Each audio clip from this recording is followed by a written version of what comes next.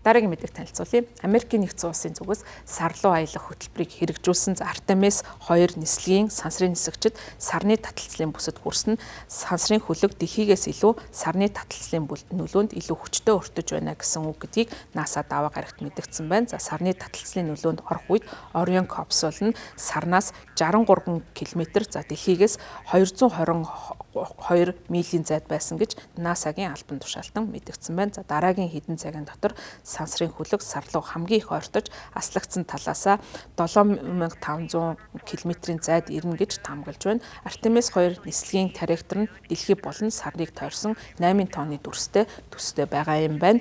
За харин сансрын хөлөг нь сар руу ойртох үед сансрын нисгчид дэлхий болон сарыг нэгэн зэрэг харах боломжтой. За тэрч байтугай Орионы өнцгөөс нар сарны ард алга болох нарны хэртэлтийг ч мөн харах боломжтой болж байна. За даваа гарагийн 04 цаг 42 минутанд сансрын нисгчид НАСА-гийн сарны нөлөөллийг хүрээ гэж нэрлэгдэх зүйлд орсон. За удалгүй 1972 оноос хойш анх удаа сарны ойролцоо нислэх болж энэ хүн нислэг нь бүртгэгдэх болж байгаа юм. За энэ үеэр мөн багийнхан манай гарагаас өмнө нь аялаж байсан хүмүүсээс хамгийн хол бол аялах ийм одоо анхны нислэгийг хийхээр болж байгаа юм. За сансрын нисгчид Виктор Гловер, Кристина Кох, Рейд Уизман, за Канадын нисгч Жереми Хансон нараас бүрдсэн баг нь 50 гаруй жилийн хугацаанд анх удаа сар руу аялж байна. За Виктор Гловерийн хувьд сарыг тойрсон анхны өнгөт арьстай нисгэгч болох байгаа. За харин Кристина Кохын хувьд анхны эмэгтэй сансрын нисгч болох ийм онцлогтой нислэгийн баг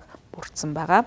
Сансрын нисгчид сар руу нисэх үеэрээ сарыг баримтжуулах үүргийг мөн хүлээсэн. За тэд өмнө нь хүний нүдээр харж байгаагүй сарны онцлог шинжийг аль хэдийн харж эхэлсэн байна. За Ням гаригийн өглөө эрт НАСА Артемис багийнхан авсан зургийг бас нийтэлж байгаа. За тус зурагт Ориенталийн сав газар харагдаж байгаа аслагдсан сар бол харагдаж байгаа. За энэ нислэг нь бол сав газрыг бүхэлд нь хүний нүдээр анх удаага харж байгаа тохиолдол гэж Америкийн нэгдсэн улсын сансрын агентлаг болох НАСА-гаас мэдэгдэж байна.